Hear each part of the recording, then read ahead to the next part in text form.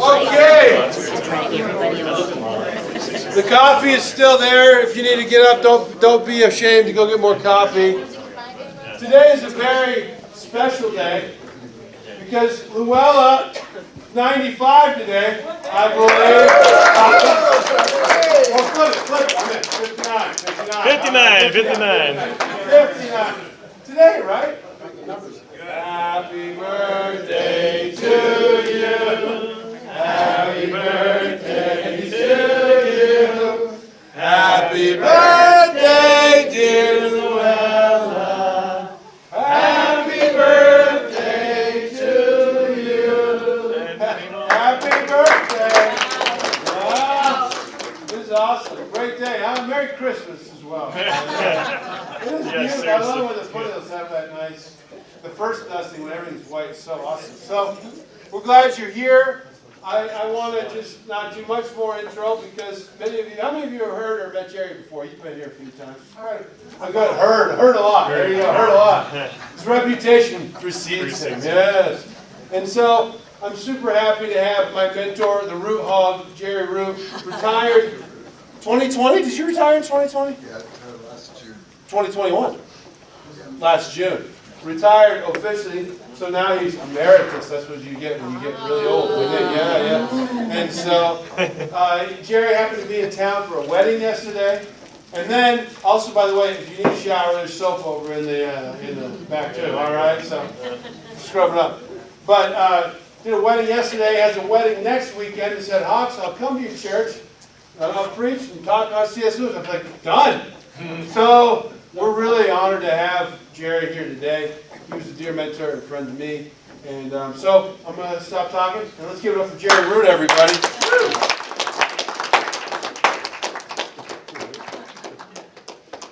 Don't forget to unmute your mic. Oh yeah, that's good. Sorry. I'm not very techno-savvy. Even flipping a switch is a challenge for me. There you go. I love your pastor. I fell in love with him when he was a student at Wheaton College.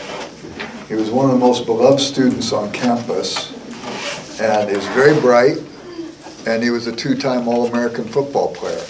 So when you get an A student who is also able to play football like that, I think maybe the professors were intimidated. If he was an All-American, I better give him an A. Who knows what might happen. So anyway, and I enjoy being with him, and I enjoyed doing the premarital counseling for him and his wife, Sarah, years ago. Thank you for letting me come. We'll be speaking in the worship service today on spiritual formation, but in this time, I'd like to talk about the concept of longing in C.S. Lewis. So let's begin with a word of prayer. Father, I'm grateful to be among these people whom you love so deeply. I pray, Lord, that during our time together, each one might be deeply encouraged by you, that they would see something in their own life that would connect with what we talk about at this moment. For that to happen, we know then that something supernatural needs to occur. It's impossible to believe that one person can take a few crumbs and offer them to a crowd of people, and each person here having different challenges on his or her heart, different joys, different sorrows. To imagine that each one could hear from one speaker something that would benefit them, it's just ludicrous. But if you're involved in the transaction, then we believe that your Holy Spirit could be present in each one here and allow each one to hear something and see the connections that would take place between what's spoken and what they're wrestling with in their own lives. I pray, Father, that that would happen. And so therefore I pray that your Holy Spirit would take the crumbs I offered, much like your son took 5 loaves and 2 fish by the Sea of Galilee, and he broke them and blessed them, and everybody left satisfied. I pray that your Spirit would do that among us this morning. And so we commit this time to you for Christ's sake and for his glory. Amen. When I was a student in college, I went and I had no academic interest whatsoever. I was... You have to take it completely by faith now, but I was a football player back then. And I went to play sports. I was an inner city kid. I grew up in South Central Los Angeles. Most people where I grew up didn't go to college. but I went to keep playing sports, and the college I went to had very low academic standards, and so I was able to get in, and I became a Christian right away. And I read my Bible through that year of practice. I've tried to keep up every year since. And my mind started to wake up. I started talking to my friends about Jesus. I wanted them to know how much they were loved by God too, and about God's forgiveness. My friends would ask questions that I never even thought about asking. Never once did it cross my mind, if God's good and all-powerful, why does evil exist in the universe? Till my friends asked the question. I said, well, that's a good question. I went digging for answers, and I kept seeing a name show up in the literature, C.S. Lewis. My older sister was teaching 5th grade. She was a Christian, and she was reading The Lion, the Witch, and the Wardrobe to her students. And she told me the plot of that book one night when I was having dinner at her house. And I go, there's books like this? My word. I went and read the Narnian books, and I was deeply impressed with them. But I wanted to find out more about C.S. Lewis. So I read his Surprised by Joy, the autobiography that covers that period in his life where he went from atheism to Christianity. And he talked about, well, he had these intellectual barriers he had to get over. He talked about the fact that there was deep longing that kept driving him. The quest to find the object of this longing. I knew the longings existentially, but I never had anybody give me a vocabulary for my own soul like Lewis did at that time. And it was that book, Surprised by Joy, that hooked me. So I started reading Lewis voraciously. When I got ready to graduate, a man wisely said to me, you don't get an education in college. And I thought to myself, well then why was I paying all this tuition? He said, you don't get an education in college, you lay a foundation for an education. And commencement means you will now commence your education by building on that foundation. Pick an author who will take you places. I think he could have said pick a composer, pick a period of history, pick an artist, pick a scientist, pick a country or something like that. But something that will keep you growing and stretching and will have its tentacles out to other areas.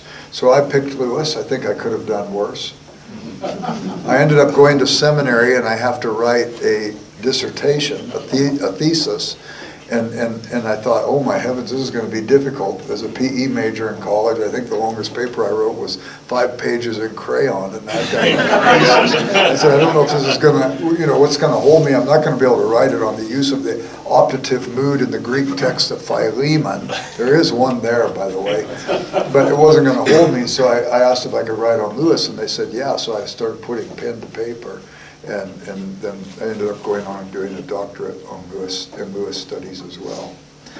Been teaching on him I've been studying him for 52 years, teaching him for 42, and lectured on him in 79 universities in 19 different countries. And I'm still scratching my head because I still feel like I'm that inner city kid who was the PE major, and I'm always surprised. But nevertheless, this idea of longing, it's huge in Lewis. Another author I got to through Lewis, again I say, you don't just read him, you start reading the books he refers to and the authors he refers to. Through Lewis I got to Homer, Plato, Aristotle, Augustine, Boethius, Anselm, Athanasius. I mean, you go on and on, Dante, Milton, Shakespeare, Spencer, Sidney, and so on. But there was an author named Evelyn Underhill. She was the first woman, do any of you know her writing? She was the first woman given university-wide lecture status at Oxford University. Women before her were only allowed to teach women, but she was so eminent, nobody could refuse her. And she wrote a letter to C.S. Lewis. She was probably a contemporary of G.K. Chesterton. She's about 35, 40 years Lewis's senior. And she wrote a letter to Lewis after Out of the Silent Planet came out. And he wrote her back and said, receiving a letter from you is the greatest literary experience of my life. She wrote him again after Problem of Pain. And she said, I don't know if you remember me or not. And he said, remember you, receiving that letter from you was the greatest literary experience of my life. So I got to Underhill through Lewis, and she also has been able to help me understand Lewis even a little bit better. But I want to read you something she wrote. It's from her collected papers. Now, the very object of education is to interpret life to the child, to bring some order into the confused mass of objects and experiences which besiege the awakening consciousness, and so put the growing human creature more and more fully in touch with the world in which it finds itself. The ultimate aim is gradually to set up a full true relation between pupil and environment.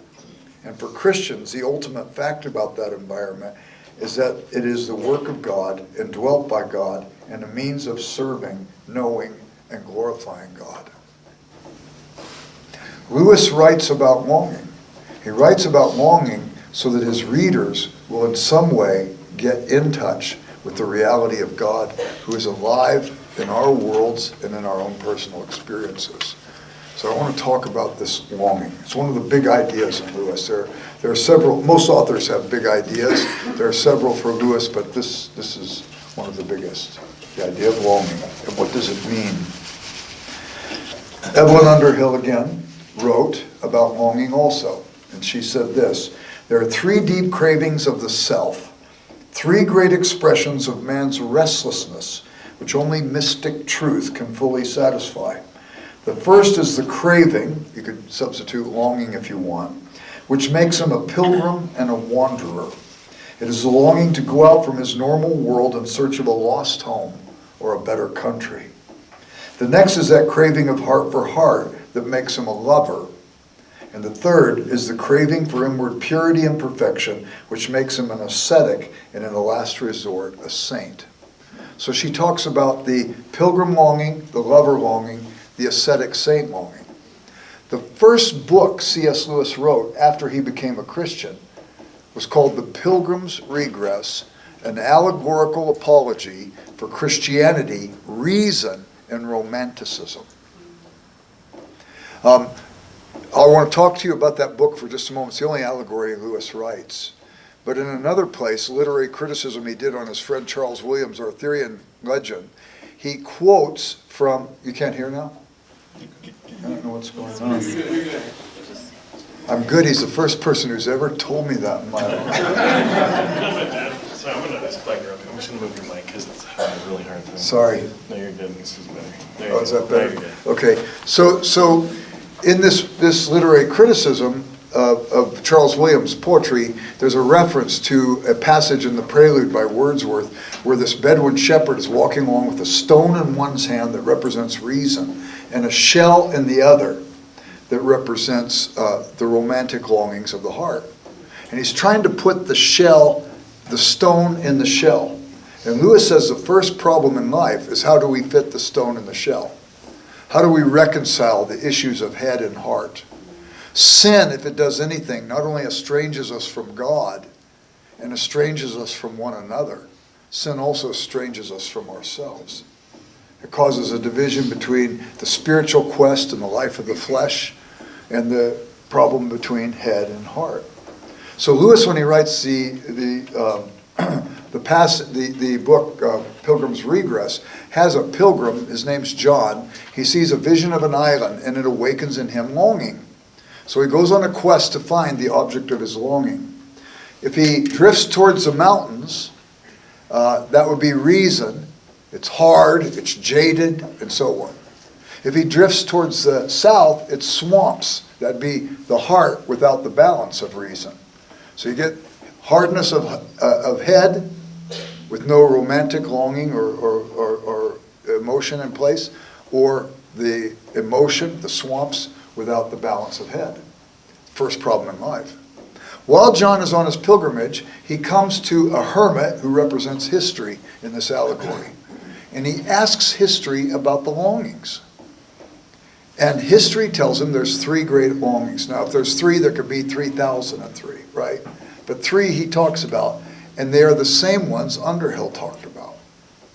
He talks about them differently, though. He says, the first one is the longing awakened by myth. Muthos, the Greek word for myth, just means story. We hear a story and it awakens longing in us. The next one is the longing, and he situates it History situates it to periods of time. So he talks about the longing for myth that's awakened in classical literature. We're looking at Homer, we're looking at Virgil, the Greek and Roman myths. And then he says there's the longing that's awakened by the image of the lady. And he situates this in medieval literature, and particularly Dante and Dante's experience with Beatrice. You could probably have Chaucer's experience with Cressida as well. And then the third kind of longing is the longing that's awakened by nature. And so you have the romantic writers in the late 1700s, early 1800s, who have this quest for nature, to get out into nature. And we'll talk about this in just a moment. I want to suggest to you, Underhill's pilgrim longing and Lewis's myth are synonymous. Underhill's lover longing and the image of the lady are synonymous. Underhill's ascetic saint.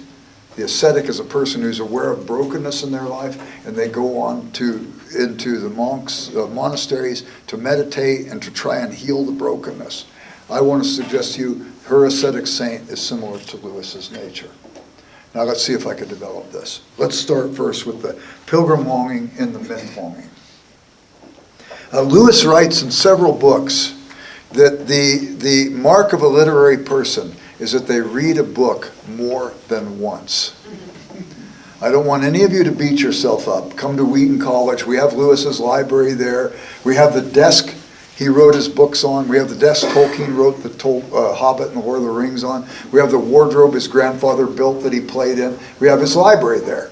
So you can come and look at all his marginalia and his writing on the sides and stuff. And in his library, we could pull off the shelf Don Juan by Lord Byron, and you can look at the last page, and Lewis writes on the last page the date in which he finished it, and beneath that he writes, "Never again." So Lewis thought there were some books that weren't worth reading more than once. Maybe not even worth reading even that, but what did he mean by that? The mark of the literary person is that they read some books more than once. It's because something happens. We have an experience in that book. Maybe we understand something more of ourselves or something more of the world through that book. We go back and we bring more to the second reading because we've had more life's experience, and we go deeper in that book. I'm sure all of you have had this experience with the Bible. I'm in my 54th read through the whole Bible, and I've read the New Testament 38 times besides that, and the Greek Bible twice. And every time I read it, I say, where was that last time I read through it? Have you ever had that experience? Every time I read it, I say, how am I going to make sense of this? It doesn't make sense to me. And then the next time or two later, I read it, and it makes more sense. Every time you read it, you go deeper, you get more. But what's going on there? What is it that we're looking for when we keep reading, fundamentally, primarily? How many of you ever had a child or a grandchild, and you read a book to them, and what did they say after they enjoyed the story? Read it again. Read it again. Why? And Lewis says there's a reason for it. They want to go back. They know all the twists and turns of plot, but they want to go back to that world because it awakened in them a longing for another world. And ultimately, he said, it awakens in them a longing for the only other world they could ever really know, which is heaven, a heaven longing.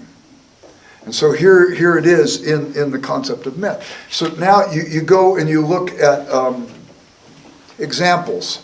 What is it with Ulysses in Homer's Odyssey? He's been fighting in the Trojan Wars, been away from home for more than a decade, and he just wants to go home to Penelope. And it's the longing for home. When he gets there, what does he do? Homer twists it, and he shows us it's actually not quite that home because the suitors are there, and they've created havoc, and he's got to do business with them, and so on. And Tolkien picks up on that, of course. What was it with Bilbo Baggins? Hobbits hate to travel. They're perfectly suited for it. They've got a good constitution. They don't even need shoes. They've got leathery bottom feet. But he likes the Shire. He likes his home.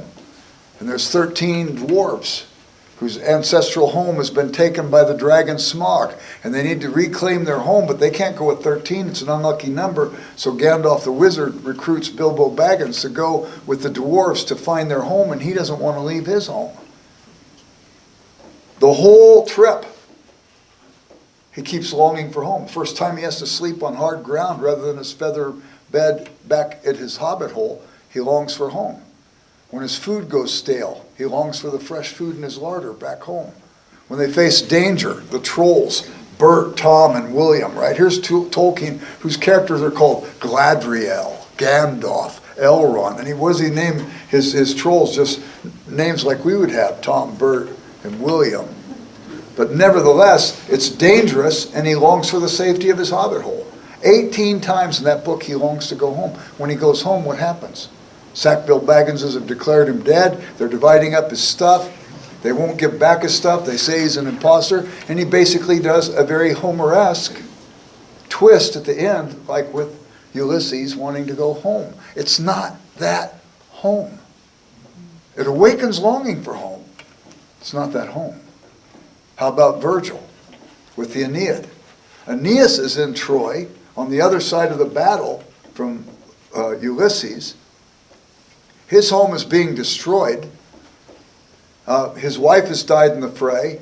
Hector, the crown prince, has died, and their ghosts show up and say to Aeneas, you need to take as many people as you can and get out of here and go establish a new home. And eventually he will set up Rome, and Virgil was trying to give to the Romans a myth, a story for their own home. And here's Virgil, the man caught between two homes, the home of his birth and the home that will one day be. Augustine didn't care for the Roman and Greek myths, but he liked that one because he said that's indicative of all of our experience. We are people caught between the two homes, the home of our birth and the home that will be our ultimate resting place. And you've got it in Hebrews 11. Abraham went out from Ur of the Chaldees because he was looking for a city that had foundations, whose architect and builder was God. It's there. It's all in our hearts as well. And I can give you other examples of it too that might bring it closer to home. We have the concept of nostalgia. A couple years back, I went back to my 50th high school reunion. I can remember the playground where I used to play in elementary school. It was just a couple blocks from my house. And that playground, my word, it was so big. If we were at the kickball stadium or the kickball field over here, it was 1,000,000 miles to the one bounce courts. You know, we didn't play volleyball. We weren't coordinated enough, so you had to let it bounce once before you put it in play. And it was a mile away, it seemed. The only guy who could kick the ball that far was Brian Anderson because he was the best athlete in our school. And then you had the one ball, and then you had the basketball courts. Remember those recess basketball games in elementary school where the games ended up being 2-6 because you needed JATO rockets to get the ball up into the basket and nobody could put it up there. And I go back to look at that playground and I could spit from home plate to the one bounce. And the baskets came to my eyes. How did we ever have fun on that cramped playground that seemed so big to us? And we go back, it's just not the same. The old buildings have been knocked down. New buildings have been built in their place. The vacant lots where we played games, they have buildings built on them. And now you go to the reunion, the dinner that night, right? See your old friends. And they give you a name tag with your yearbook picture on it because you'd never recognize the other people otherwise. All my old friends, they're bald, gray hair, thick glasses, kind of fat, you know. And life has been hard to them, but it's, I'm fine. You go back and it's not the same. We're looking for something that's the same. And there's the longing. My oldest son, Jeremy, he was often asked by the theater professor when he was young if they had a child's part in a play, if Jeremy would come and audition. So one time he auditioned for the part of young Pip in Charles Dickens' Great Expectations. For the first third of the play, he had the majority of the lines. He was loving it. He's living the life of a college kid as a 10-year-old.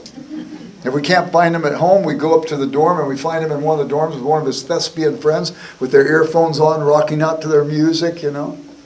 He goes through 2.5 months of rehearsals.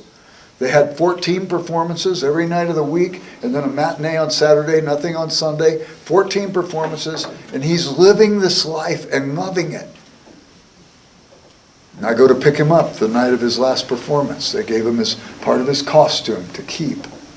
We go walking through the theater, and he found out that night for the first time that the students don't leave until they've dismantled the set.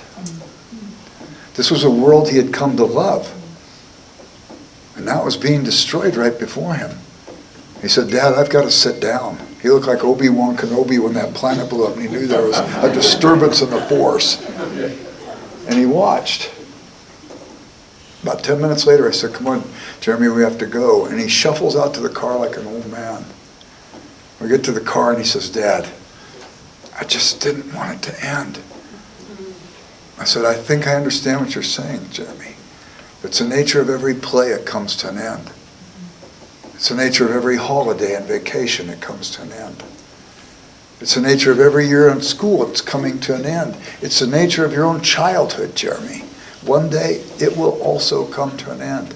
Maybe you're longing for the one thing that never has to end. And he stopped and looked at me, and he said, do you mean heaven, Dad? Do you mean heaven? I said, exactly. And if you read Lewis and you read him broadly, in all of his writings, this kind of longing percolates to the surface. And he creates in us a longing that quests for a proper object. Lover lady longing.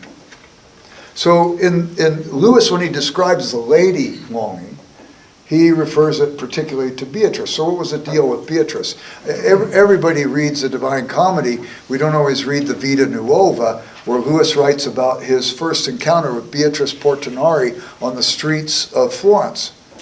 It was 9th day of the 9th month of my 9th year. And he meets Beatrice Portinari at the Ponte Vecchio, the bridge that goes over the Arno in Florence. And somehow a candle was lit in his heart for this girl. I first heard about this in 7th grade in Mr. Trejo's world history class. I could still see the yellow textbook. I could still see the picture of Dante standing at the Ponte Vecchio as Beatrice walks by.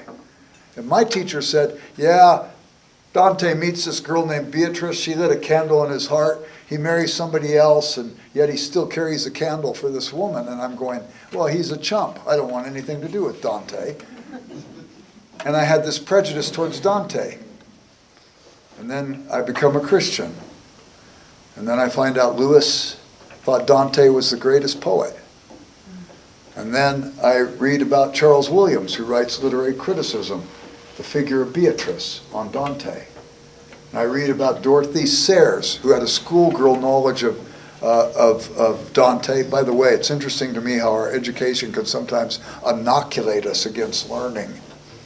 You know, you talk to somebody, have you ever read Dante? Oh yeah, in college I touched on it a bit. As if that means they never have to look at it again, you know. Wasted our college education. So Sayers had a schoolgirl knowledge of it. Charles Williams talks to her. She goes back and reads it again. She goes, oh my heavens. She goes and learns Italian so she can read it in the original. She does the first translation where she follows the Italian rhyme scheme in the English. And I'm thinking to myself, Lewis, Williams, Sayers, my heroes. Mr. Trejo in 7th grade. I think maybe I better go give this a look. So I read the Vita Nuova about when he meets Beatrice. But what's it about? What was awakened in him in that meeting? Was it Beatrice, really?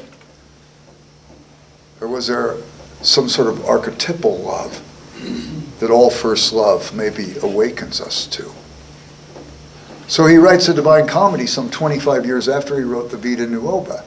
And he talks about Virgil, remember the Aeneid, who wrote that particular work, and Dante uses Virgil as his guide through the Inferno, halfway through the Purgatorio, lots of adventures going on.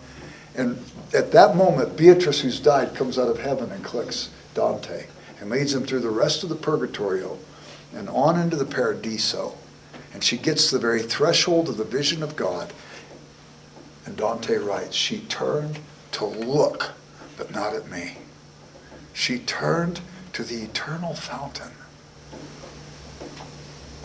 In other words, it was all about God wooing through these relationships so that we could have reestablished in us. We would not be like the church at Ephesus who left its first love. We would be like those who remember our first love.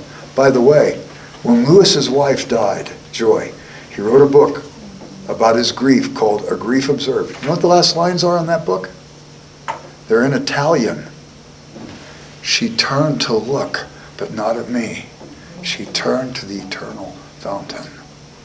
I could put it another way. Have you ever felt lonely before in your life? What does that tell you about your nature? If you feel hungry, it tells you you need food. If you felt thirsty, it tells you you need drink. If you felt lonely, maybe it tells you you're a sociological being. You need relationships with others. By the way, if you are a sociological being, then you are also by nature a political being. Politics aren't bad. Bad politics are bad. We want societies that are ordered. So there you go. But you're a sociological being. But have you ever felt lonely in a crowd? Have you ever felt lonely living under the same roof with people you care for and you know they care for you?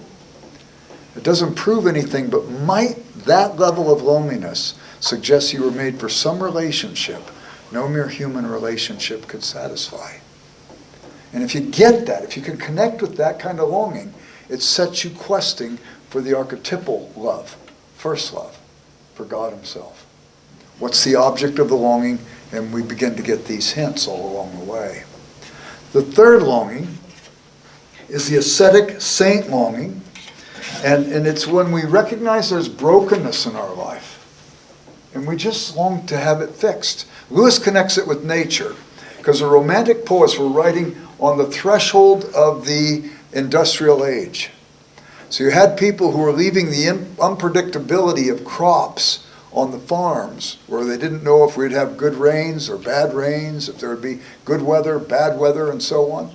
So they started moving to the cities when the industrialists were building their manufacturing companies and stuff, and you had people who on the threshold of a whole new human experience, sociological experience, trying to figure out how we do life together in close proximity. And there were problems. We still haven't figured it all out, but we get incrementally better and better, I think. And not only that, there were pollution things that happened, and people who longed for the unspoiled natural phenomena. They are recognizing in the pollution a longing in themselves for that which was unspoiled. Wordsworth, when he writes the Prelude, sees as he's getting older. Wisdom doesn't necessarily come with age. Sometimes stubbornness and obnoxiousness comes with age. And he realized he was getting sometimes jaded and sometimes calloused. And he longed for the lost innocence of his youth. He longed to have what was broken fixed. So there's the longing of nature, but it's also the longing of the ascetic saint. And there's an honesty that comes when we recognize this particular longing in our heart. I remember years ago, I may have told this story here, James, I'm trying to remember, where I've lectured or preached at about 8 of the different Oxford University colleges. And I was asked to preach at an evensong service at Hartford College. And afterwards, the chaplain, his name was Michael Chantry, he invited me to have high table with the faculty. High table's an incredible experience. How many of you saw any of the Harry Potter movies? Okay, do you know that hall where the owls are flying in and out and the students are, that's a real place. That's the Great Hall at Christ Church at Oxford University. It's by far the most spectacular of the dining halls. Hartford isn't quite that spectacular, but it's pretty impressive, actually. It's about the size of a basketball court. Long tables run the length of the hall. Perpendicular to those tables are 3 steps up the high table, and that's where the faculty sit. Students sit down here. Massive paintings of famous benefactors. At Hartford, it's John Donne, the poet, was there. William Tyndale, the Bible translator, was there. And these paintings of these benefactors and graduates are looking down at you, I think, to make sure you're using your right knife, fork, and spoon. It's a little more complex in England than it is here. And then you come dressed in your academic gown. The meal begins with a Latin prayer. And if the students are eating roast beef, the faculty are eating prime rib. If the students are eating steak, the faculty are eating filet mignon. And you could cut the pretense with a knife. It's so thick. It's not so bad if you don't take yourself too seriously, but people are sucked into serious thinking about themselves in that environment. Chaplain introduces me, having just preached at the evensong service. Latin prayer, I sit down. Woman sitting across from me who taught history there said, "So Jerry," real loud, "why are you a Christian?" So everybody at the table hears it. They have to attend. And I'm thinking to myself, okay, we can enter into some philosophical, theological discussion, and I'll have indigestion after this dinner's over. How many of you came to Christ because you were convinced by some slick argument? No, I know why I came to Christ. So I said to her, I became a Christian because I was aware of deep brokenness in my life. I was aware of what the Bible calls sin and the estrangements that I was causing, not only between me and God, but between other people. And I don't think I could make it in life if I didn't know there was a thing called forgiveness and that God would love me unconditionally. And I became a Christian because aware of that brokenness, the offer of that grace. I found the offer compelling. Well, she was taken back by that answer. She said, well, I can appreciate that, but that's just not my issue. I go, really? I think I understand what you're saying. You see, I didn't become perfect. I became a Christian when I was a freshman in college, and I didn't become perfect overnight. That took 2 or 3 weeks before that happened. And the whole faculty busted up in laughter, and she's laughing. And I said to her, your laughter just betrayed you. She said, what do you mean? I said, well, you and I just met, so you couldn't know the specifics in my life that made that last statement nonsense. But you laughed at the nonsensical nature of it. So either your read of your own heart or your read of history has shown you nobody has it together. She said, you got me. I said, I'm not interested in getting anybody. But I am curious, knowing then what you know about yourself and about history, what gets you by when you wrestle with these issues? Some people don't wrestle with them. Some people don't want to wrestle with them. They don't want to look at the reality. She said, well, I have faith in humanity. And I said, well, I'm curious about the faith in humanity. I want anything that's going to help me. Let me ask you some questions. Have you ever been wounded by another human being before? She said, of course. I said, have you ever wounded another human being before? She said, I suppose so. She was a little softer on herself.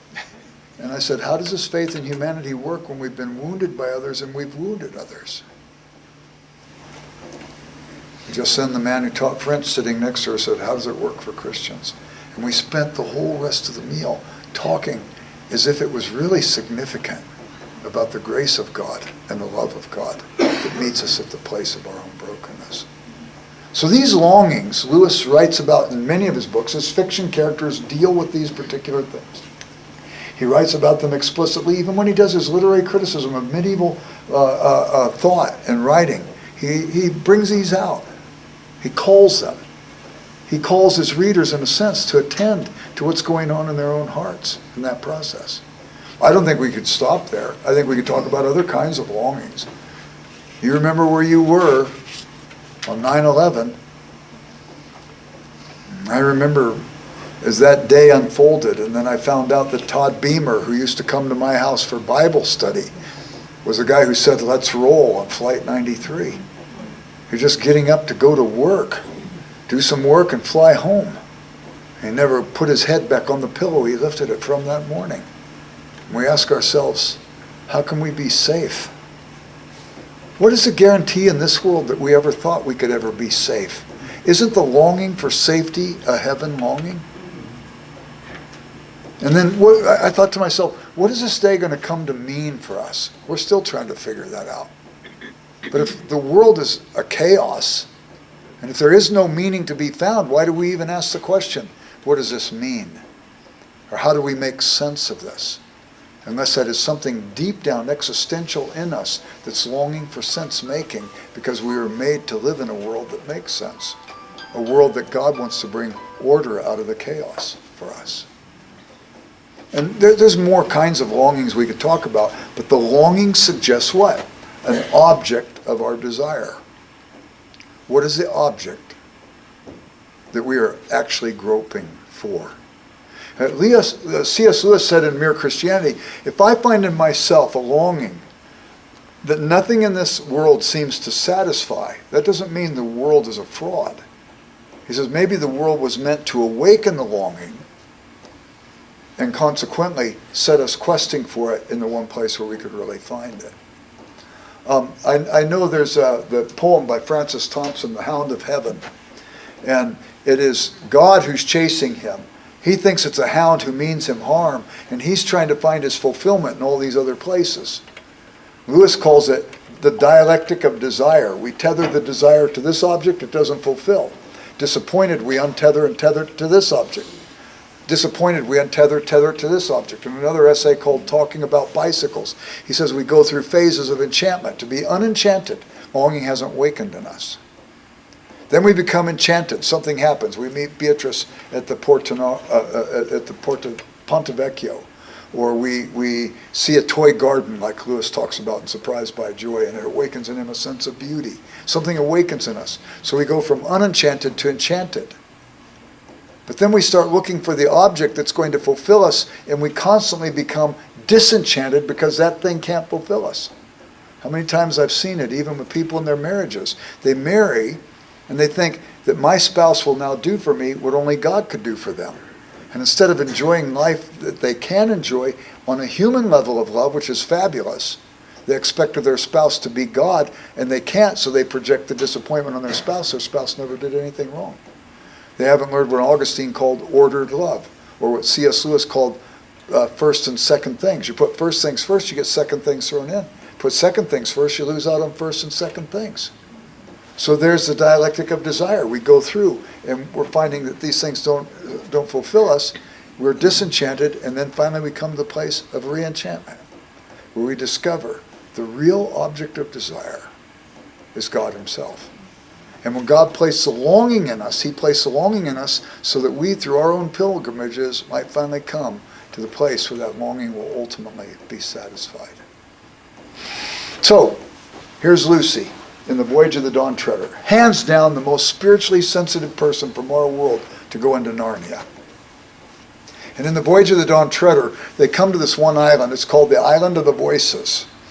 And there are these people who are invisible, and they're nonsensical. I think they're a parody on us as humans. And they've got their spears, and they've got their arrows. They can feel them, but they don't know where these people are coming from because they're invisible.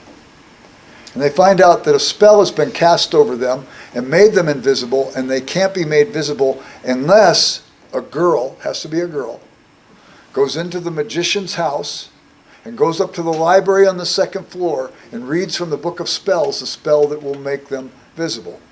Lucy, also not only spiritually sensitive, is also courageous, and she says, I'll go.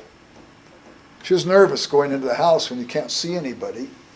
In a house she's never been in, but she followed their advice, and she goes up to the library, and she finds on a little podium this book, but she has to step up a couple steps to get to it. And it's a massive book. She can't open it. Then she realizes it's like a medieval book. It has a clasp. She opens the clasp. She opens the book. And it has a nice smell. And when she touches it, it was tingly to the touch.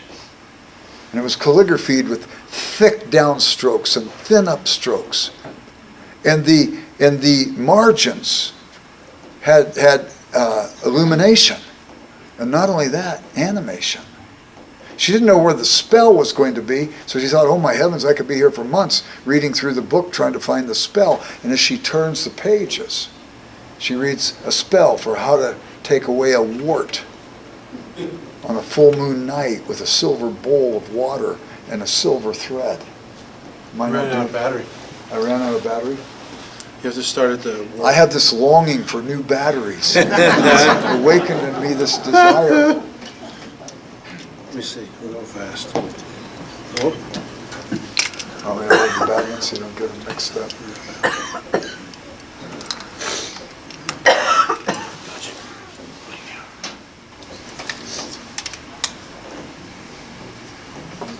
Is that working?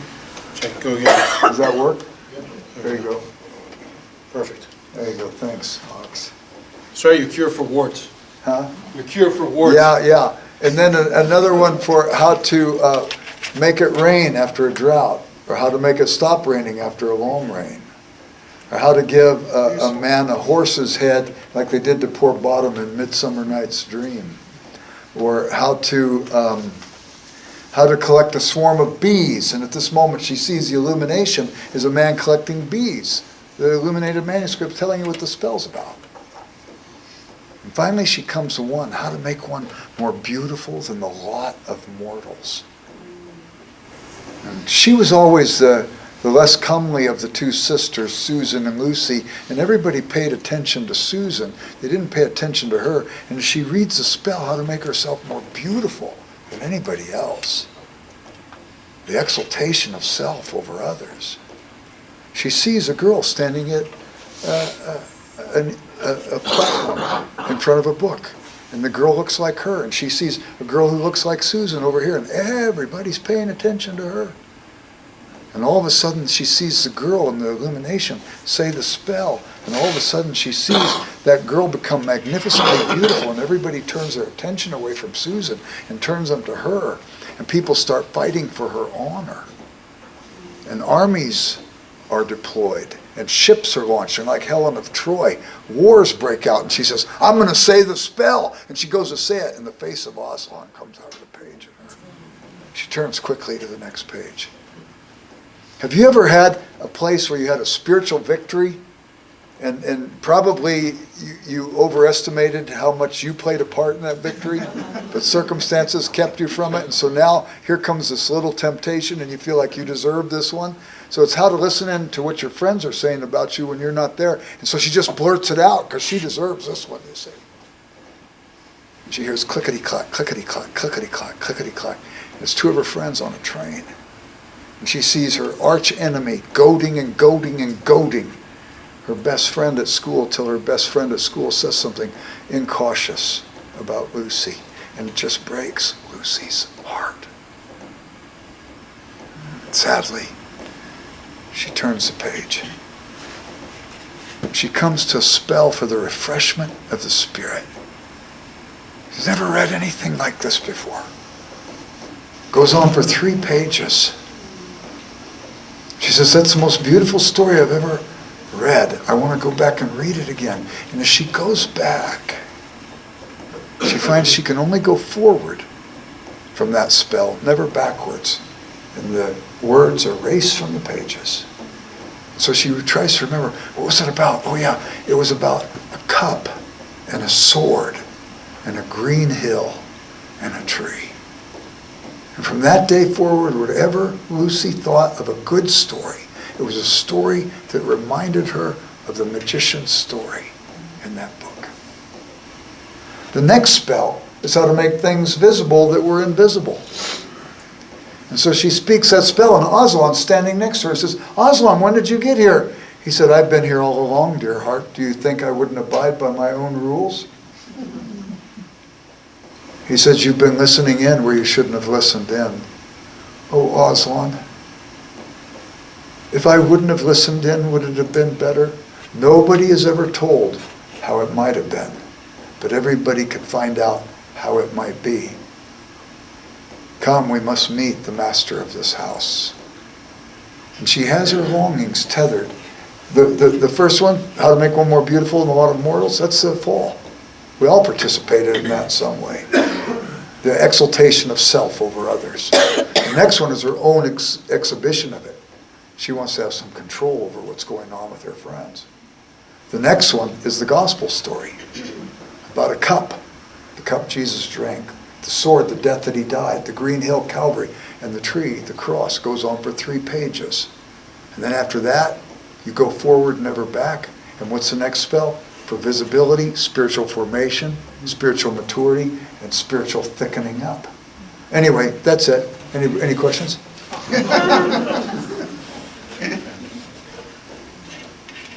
Jerry.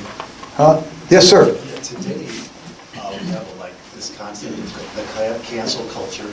Cancel culture.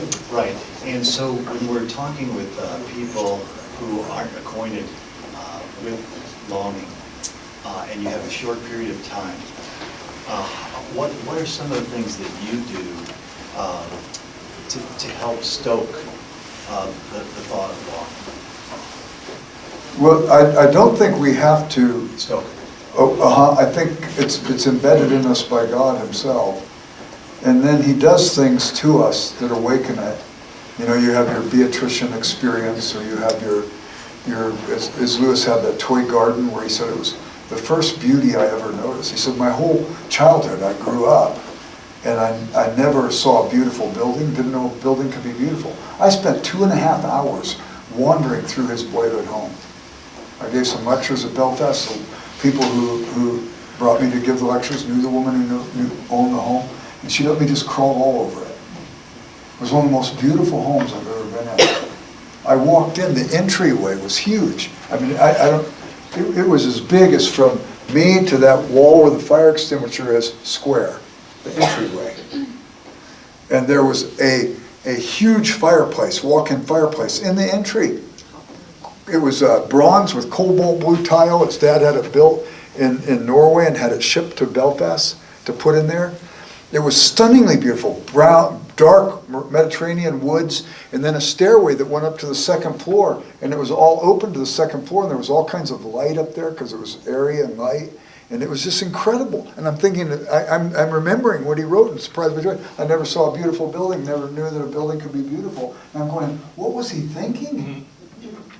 But then he says, when his brother brought this toy garden into the nursery on the lid of a cookie tin, he said, what all real gardens failed to do to me, that garden did. It awakened in me a sense of beauty and a sense of longing. But gardens are everywhere. And so I think what happens is God particularizes the longing to each individual.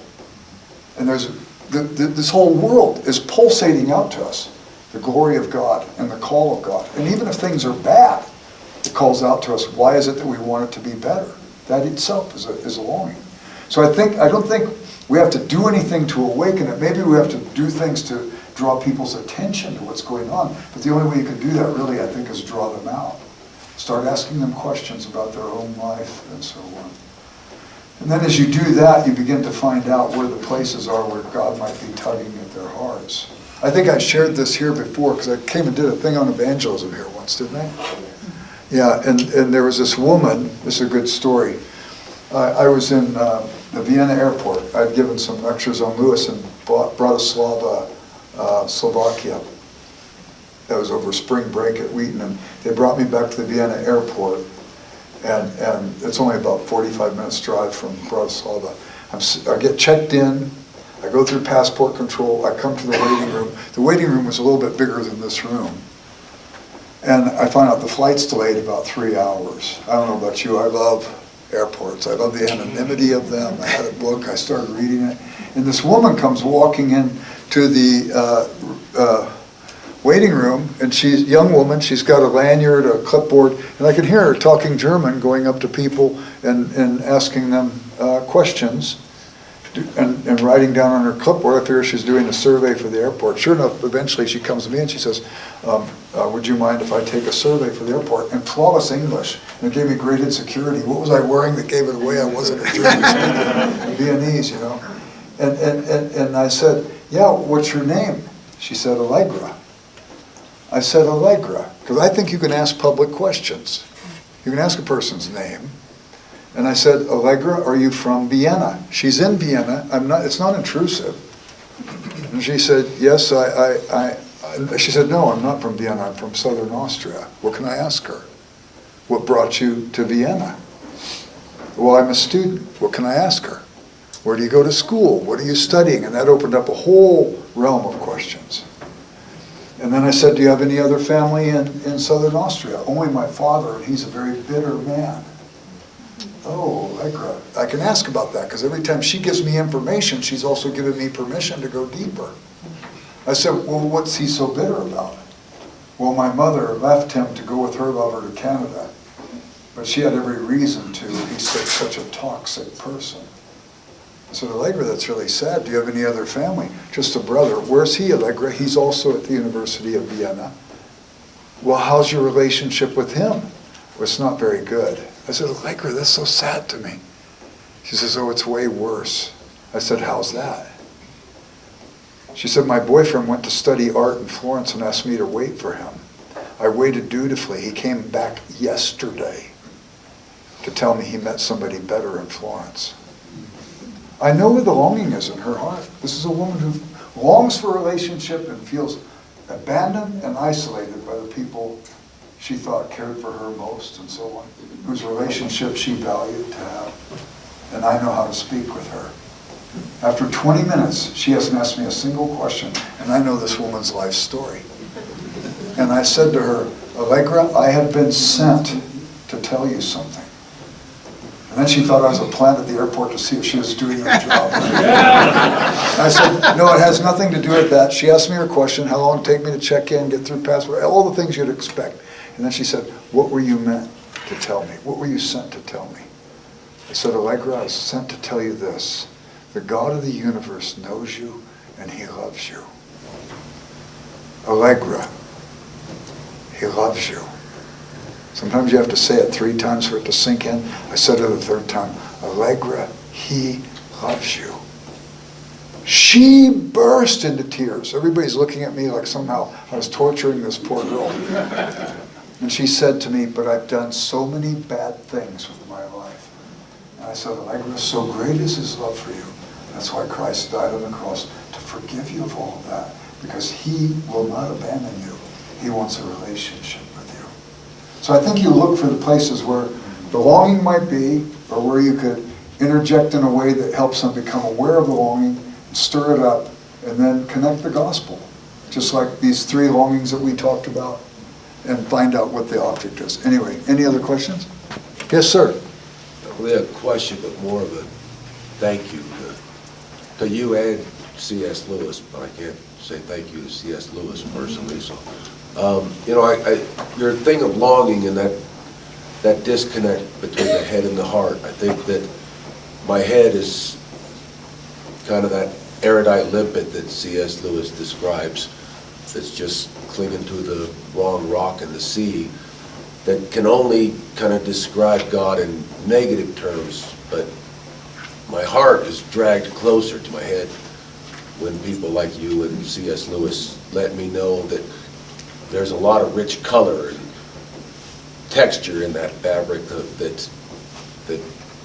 that God is weaving for us through people like you, that I can get to know God closer and have a relationship, and I don't have to just describe God in those negative terms like the erudite limpet might. So I want to thank you greatly for that.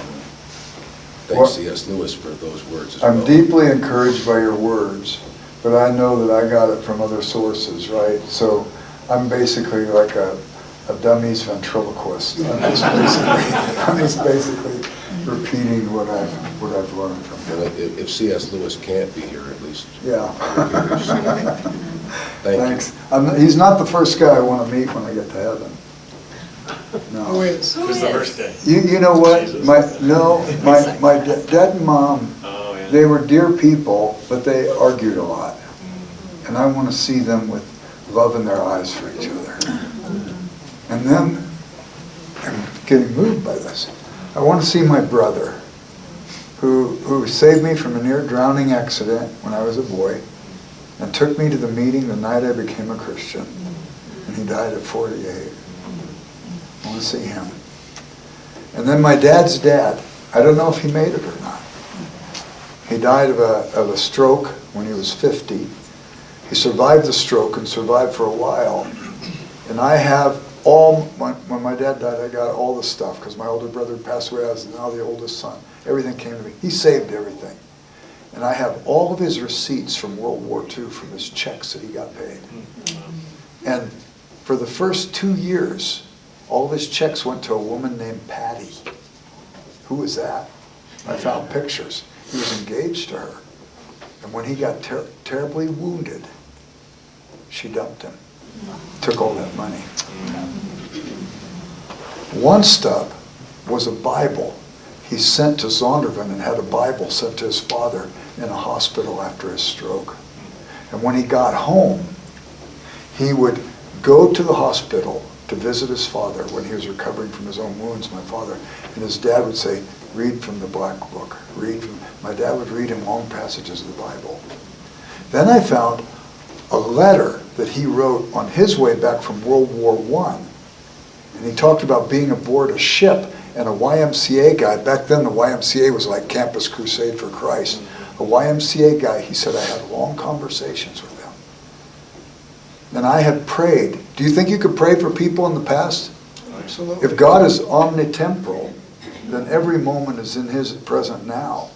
And I prayed for my grandfather that maybe he would remember some of those conversations, or remember something that I want to see if he's there. And then I'll go see C.S. Lewis. We have time for one question. Yes? One more. What is the relationship between the Great Commission and longing? Between the Great Commission And longing. and longing? Well, if I believe, if God sent me out to tell other people about him, I need to do it, as Ed Stetzer at the Graham Center at Wheaton College says, Jesus' last command should be our greatest concern. And then I have to believe that people are out there who long for God, and if they don't know him, I have a great service to them. I can encourage them to connect with the one who loves them so much. Hawks? Rudolph. Let's give it up for Jared Rudolph. Love this guy. By the way, I don't know if you know this, you can read more about what he just talked about in the Bridge Book Nook. This is available. $79.99, 4 easy payments. All right. $88.99 if you get it signed today by yours truly. No, it's a pretty good deal. But we have his book there in the Book Nook. I encourage you. This is actually, I'm not joking you, not because I'm not joking and not because he's here. This is genuinely the best book I've read on sharing your faith. Because it's not formulaic, it's very relationally driven. It's theologically informed, and it speaks, I think, to actually people's hearts. And so, $79.99, 4 easy payments in the Bridge Book Nook, all right? But I would highly encourage you to get this as well. Jerry? What's the book called? It's called can't you read it, Joel? Come on, it's just a red book, all right? It's called The Sacrament of Evangelism. This is a great chance. Jerry, why do you call evangelism a sacrament? Well, if you guys understand sacramental theology, the liturgical churches believe that God shows up in the sacraments and he's mediating grace. So I think there's no place where God shows up more than when we're out sharing the gospel. He's present and he's mediating grace. Yeah. We don't take Jesus to anybody. He's already there, more interested in that person than you and I will ever be. So we're learning to discover his presence as we go out. And a lot of the things on longing and stuff like that, they're in that book. Yep. The Pilgrim, Lover, Saint stuff, it's all in here. It's excellent. So, this is very helpful. The title again? The Sacrament of Evangelism. Thank you, Skip. Thank you. Helping you to help promote literature. Just promoting literature. Yeah. Read it more than once. There's no pictures other than a little cup every now and then too. But I was kind of disappointed when there's no pictures. All right. But all right. Let's pray, and then one quick announcement after this. Lord, we come into your presence. Just like Jerry said, we acknowledge that you are already here. And so, Lord, help our hearts and eyes and ears to see and acknowledge that you are already here. Just like Aslan sitting next to Lucy. Lord, as we prepare to go to worship together, that we will worship you today in spirit and truth. Lord, that you will transform our hearts. You will bless us, Lord, as you bless us, Lord, through so many ways. Lord, through the gift of your Spirit, through the sacrifice of your Son, through your gracious and creative care, Lord, over us. And so, Lord, I pray your blessing on this day. Lord, bless Jerry as he preaches. And, Lord, thank you for this great time of lecture and learning, Lord, and let it speak to our hearts as much as it did to our heads. And so, Lord, we thank you for this. And all God's people said, amen. Real quick, a shameless plug. Next week, since it's Memorial Day weekend, there will be no hour. But starting June, what is that, the 5th? 5th or 6th, something like that. 5th or whatever that first Sunday in June is. For 3 weeks, right, Chuck? 2 weeks and then a lunch. 2 weeks and then a lunch. I think one of the ways that we help disciple people is mentoring one another. Mentoring is, I think, a great way of relationally just helping people walk through life, right? I mean, that's a very, very simple definition. But we want to give you some simple tools and equipping on that. And so Gal from Denver Seminary will be here on the first 2 Sundays of June talking about that.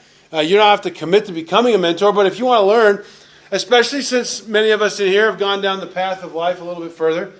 Let's be a blessing to the next generations. Amen. And so come get equipped and learn. You know, I said a little further down the road. All right, you know. I mean, Luella, 59 today. All right, you know. So 59-year-old we can learn a lot from. All right. So, but no, if you come and then the third Sunday there'll be a lunch, I think, after. No, it's so real quick. So the no hours on the 5th, then there's a no hour on the 12th, and then we'll have church, and then right after there's a lunch-in on the 12th. So it's the same reversed. day. It's flipped on It's the. the same day. On the same day, on the 12th. So no hour on the 5th. 5th and 12th. Okay, no hour on the 12th. No hour on the 12th. Then And we lunch. Go to church, and then come back We'll up. lunch on the Lunch 12th. on That's the where 12th. that third one comes in. Correct. There you go. Yep, there you All right, and then it's Father's Day. So, I know, right? all right. Lord bless you and keep you. Good. See you soon. All that good